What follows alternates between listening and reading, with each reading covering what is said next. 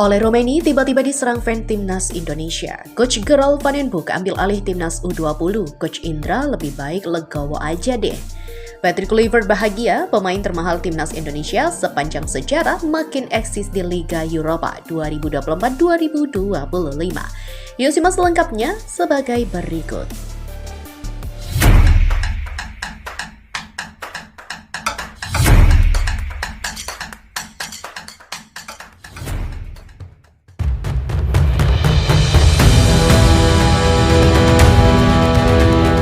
Ya, Sobat Kamus Bola, kita akan membahas untuk yang pertama tentang Oleh Romeni yang belum membela timnas Indonesia. Tapi penyerang keturunan itu sudah mendapatkan serangan dari netizen Indonesia di sosial media.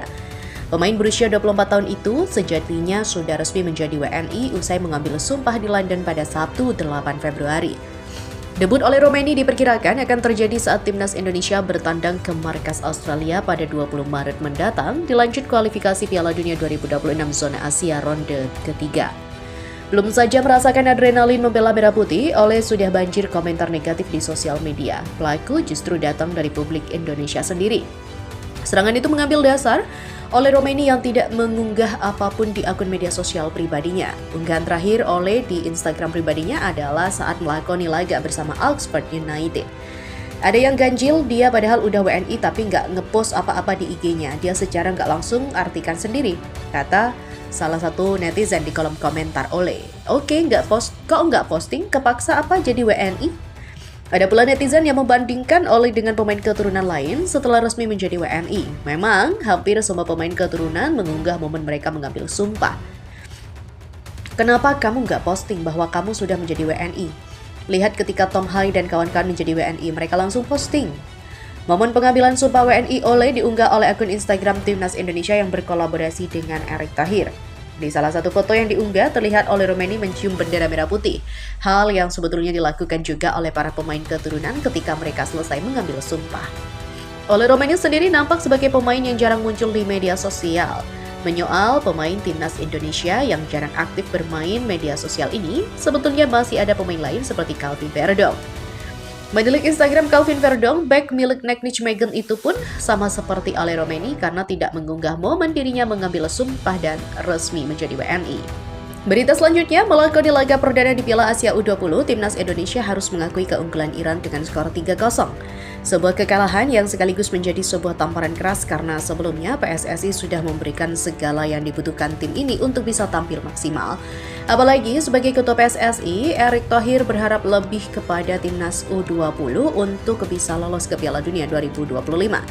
Dan melihat hasil minor di match perdana timnas U20 Indonesia malam tadi, mau nggak mau Pak Erick harus mengambil langkah tegas ya. Salah satunya ia langsung memperkerjakan Coach Gerald Van den Boek secara langsung demi bisa bersaing di sisa laga Piala Asia U20 ini. Lantas seperti apa rencana Pak Erick selanjutnya? Ya mari kita ulas selengkapnya di Kamus Bola. Sedih, kecewa, dan juga dongkol. Ya seperti itulah yang sedang dirasakan oleh fans timnas Indonesia saat ini.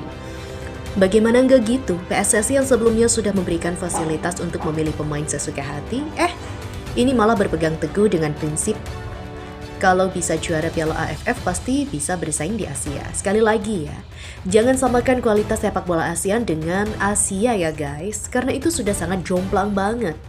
Dan Coach Indra sendiri benar-benar pantas mendapatkan banyak kritikan atas kekalahan timnas U20 malam tadi. Bagaimana enggak?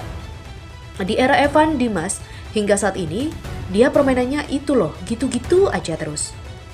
Sampai gampang banget diprediksi tim lawan, bahkan serangkaian persiapan dilakukan timnas U20 mulai dari TC di luar negeri ikut turnamen Toulon Cup.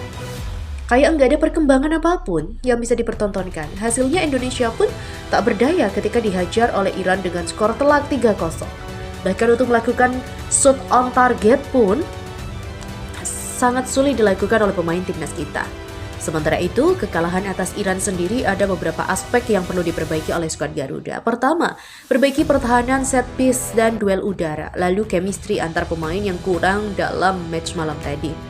Selanjutnya adalah kurangnya kreativitas dalam membangun serangan, sehingga tak heran kalau permainan timnas ini mudah sekali dibaca oleh lawan. Dan yang tak kalah penting adalah finishing timnas. Tapi kembali lagi nih ke permainan. Kalau permainannya monoton dan gak bisa menyuplai bola dengan bagus, ya gimana mau dapat finishing bagus? Kan gitu. Intinya, permainan timnas U20 malam tadi benar-benar sangat monoton dan mudah sekali dibaca oleh lawan. Sehingga tak heran kalau timnas Indonesia ini kena hajar oleh Iran. Pak Erick Thohir langsung turun tangan nih. Ketua Umum PSSI Erick Thohir pun menanggapi kekalahan perdana timnas Indonesia U20 di bawah arahan pelatih Indra Syafri. Menurut dia, kekalahan itu harus menjadi perhatian serius pasukan Garuda Nusantara di Piala Asia U20.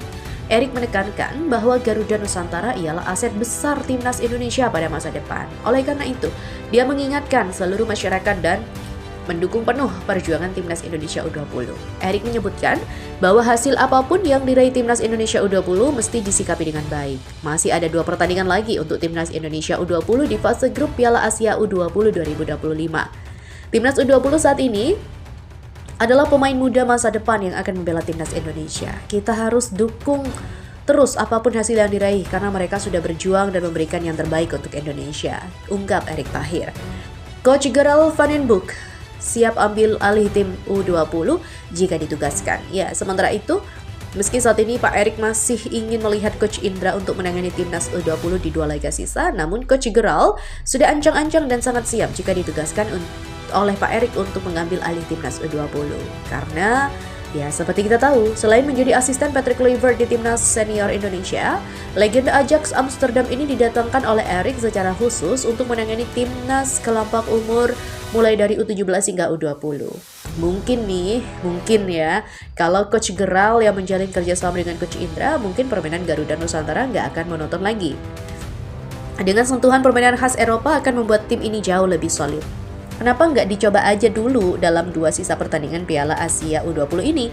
Tapi ya semua tergantung Pak Erick sih, karena Pak Erick kan yang tahu betul akan semua ini. Kemajuan timnas Indonesia di bawah naungan PSSI saat ini memang patut diakui sebagai prestasi yang luar biasa. Meskipun masih ada beberapa pihak yang mungkin tidak setuju dengan kebijakan naturalisasi, namun kenyataannya adalah kualitas pemain lokal belum mencapai level yang diharapkan. Oleh karena itu, langkah PSSI untuk mencari pemain berdarah Indonesia yang bermain di luar negeri adalah langkah yang masuk akal. Ya, sambil melakukan itu, PSSI juga secara perlahan tetapi pasti memperbaiki sistem pembinaan dan kompetisi sepak bola di dalam negeri. Langkah-langkah ini sangat penting untuk meningkatkan standar permainan sepak bola Indonesia secara keseluruhan.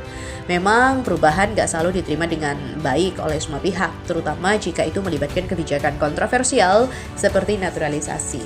Namun hal itu perlu dilihat sebagai hal yang sangat penting, sebagai bagian dari upaya untuk meningkatkan kompetitivitas timnas Indonesia di tingkat internasional. Dengan terus mengembangkan potensi pemain lokal dan mencari talenta di luar negeri, PSSI sedang membangun federasi yang kuat untuk masa depan dan sepak bola Indonesia. Karena tujuannya jelas, PSSI ingin melihat timnas Indonesia U20 bisa bermain di Piala Dunia.